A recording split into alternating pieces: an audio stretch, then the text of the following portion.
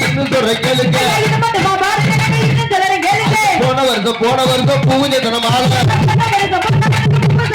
ஐயா பிச்சி பூ மலரெடுத்து பிள்ளையார விட்டுட்டான் ஐயா முல்லை பூ மலரெடுத்து முருகனையா உடைக்கிறான் மல்லிப்பூ மலரெடுத்து மாரியம்மனை கும்பிட்டான்